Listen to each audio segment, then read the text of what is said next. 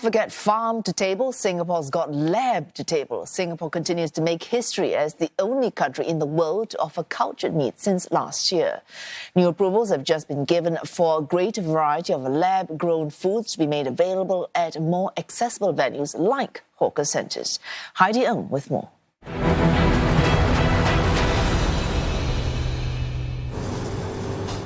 These chunks of meat will be cooked, plated, and served. But they didn't come from an actual living animal. Instead, a lab grew chicken cell samples into cultured meat in just 14 days by feeding it nutrients in a bioreactor, much faster than the 45 days it takes for a chicken to grow. Good Meat's cultured chicken dishes are only sold at Madam Phan restaurant for now, in fried nugget form. But it's just received approval to sell it in a different version, chicken breast with a more fibrous texture. They can cook this in other ways such as grilling and pan-searing. The company will also be working with hawkers next year.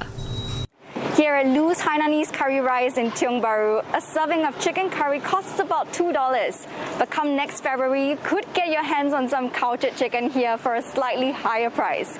It's all part of Good Meat's efforts to make its novel foods more accessible. A part of it is also an education and awareness journey. Hawker culture, right, is steep in history.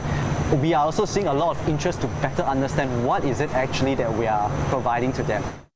Eats Just, which owns the Good Meat brand, didn't reveal the costs of making its lab chicken, but it hopes to bring these down to match that of a typical farmed chicken, or even cheaper in the next decade.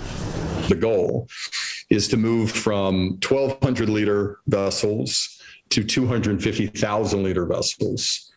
It's to get our cell densities up so you can make more in a given space, and also to get the cost of the nutrients down. But far and away, the most important lever is to make more. It's ramping up production by more than 5 times in the next 2 years, and is also in discussions with regulators in the US and Qatar to sell their cultured meats there. At the same time, Shiok Meats is working to bring its lab-grown seafood to market. The local firm brought down the cost of cultivating 1 kilogram of minced shrimp from $10,000 to $900 in the past 2 years, and hopes to cut this down further to $50 in the next 6 months by changing the nutrient feed. We used to use 100% pharmaceutical grade, but right now we have moved into edible food grade, safe for consumption sort of ingredients.